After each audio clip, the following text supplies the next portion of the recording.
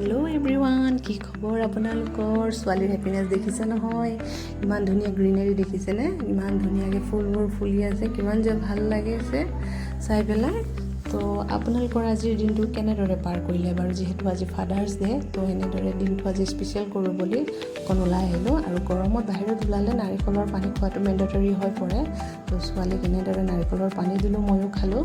তো ৰাস্তাত দেখিলোঁ তাল, সৰু সৰু তাল এনেকৈ কাটি বিক্ৰী কৰি আছে। বোলো ট্ৰাই কৰোঁ কেনেকুৱানো লাগে, ভিডিঅ'বোৰতহে দেখিছোঁ। তো ভাবিলোঁ ট্ৰাই কৰি চাওঁ।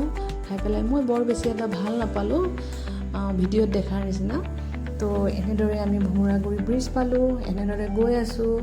আৰু আজি ছানডে আৰু ফাদাৰ্ছ ডেও পৰিছে, মানে একদম ওলাবলৈ সময়কণ মিলি গৈছে আৰু পৰিয়ালৰ লগত, হয়নে বাৰু? আপোনালোকে বাৰু কি প্লান কৰিলে আজিৰ দিনটোত?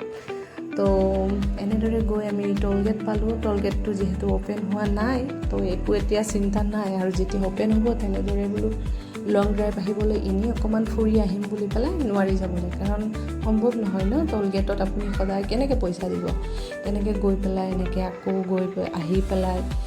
তো এনেদৰে গৈ আমি এয়া দুৰ্গা মন্দিৰ পালোঁ। এয়া দুৰ্গা মন্দিৰটো দুৰ্গা পূজা হয়, বৰ ভাল লাগে। তো আপোনালোকে কোন কোন আহিছে বাৰু ইয়ালৈ? তো এয়া ছোৱালীটো শুই থকা অভ্যাসটো আছে, গাড়ীত শুই যায়, ঘৰততো নুশুৱে। এতিয়া আমি আহি পালোঁ ফাইনেলি মছজিদ ধাবা।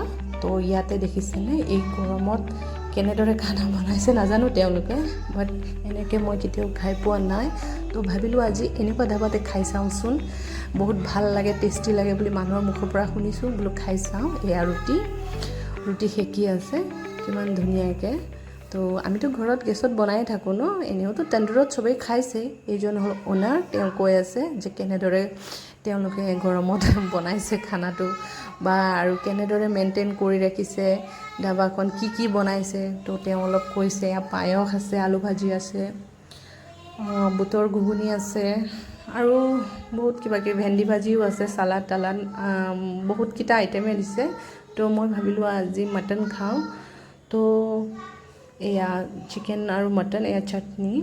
তো মই ভাবিলোঁ মটন খাওঁ বুলি ভাবিছিলোঁ, কিন্তু এইবিলাক এনেই লোৱাৰ নিচিনা হ'ল, খোৱা নহ'ল। মটন খাবলৈ যিহেতু মন আছিলে, তো যিহেতু ইমান গৰম পৰিছে, নিজে বনাই খোৱাটো ঘৰত সম্ভৱ নহয়।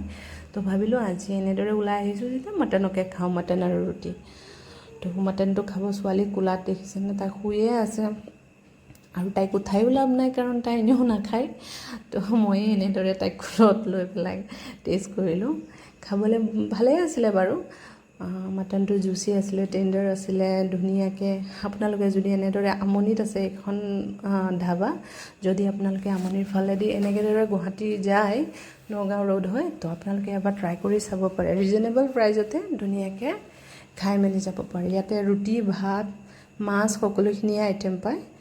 তো এনেদৰে আমি ঘৰলৈ আহিলোঁ।